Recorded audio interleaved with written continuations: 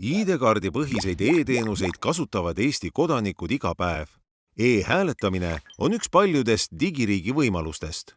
E-hääletamise süsteem põhineb turvalistel ja kontrollitud lahendustel, nagu ka ülejäänud e-teenused. Iga kord enne valimisi uuendatakse e-hääletamise süsteemi põhjalikult, kasutades selleks kõige värskemaid teadmisi ja tehnoloogilisi lahendusi. E-hääletamise süsteem asub Riigi Infosüsteemi Ametis ehk RIAs. RIA kaitseb süsteemi ka rünnete eest. Süsteemi aluseks olev kood on avalik. Seda hoitakse rahvusvahelises koodihoidlas GitHubis. See tähendab, et igaüks saab koodi soovi korral oma arvutisse laadida, seda uurida ja testida.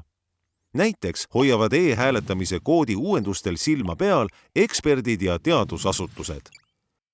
Iga kord toimub enne valimisi tasuta koolitus e-hääletamise huvilistele. Koolitusel tehakse läbi kõik tegevused, mis valimistelgi. Nädal enne valimisi toimub e-hääletamise süsteemi täielik kontroll ehk proovi läbimine, mida võivad samuti kõik huvilised vaatama tulla. Süsteemi sisestatakse kogu valimisteks vajalik info, valijate, kandidaatide ja ringkondade nimekirjad ning valimisperiood. Proovi käigus kontrollitakse, kas e-hääletamise valija rakendusega antud hääl läheb valitud kandidaadile.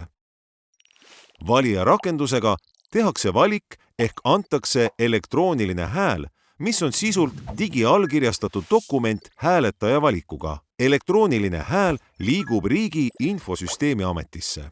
Selleks, et oleks tagatud hääletamise salajasus, on loodud murdmiskindel digitaalne võtmepaar. Esimese võtmega keeratakse lukku ehk krüpteeritakse hääletaja tehtud valik. Nii ei saa keegi kunagi teada, kes kelle poolt hääletas. Teise võtmega avatakse hääletamisperioodi lõpus hääled, et tulemused kokku lugeda.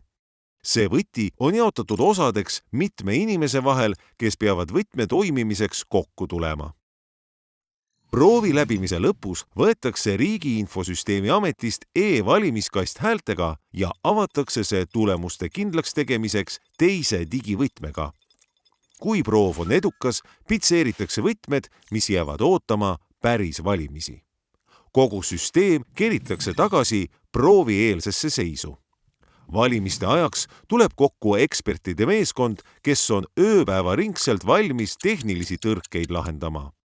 E-hääletamise vaatlemise koolitusel osalemise soovist tuleb märku anda riigi valimisteenistusele. Kõigil soovijatel on võimalus tulla vaatama ka e-hääletamise tulemuste kindlaks tegemist valimispäeva lõpul. Rohkem infot sel teemal saab enne valimisi veebilehelt valimised.ee.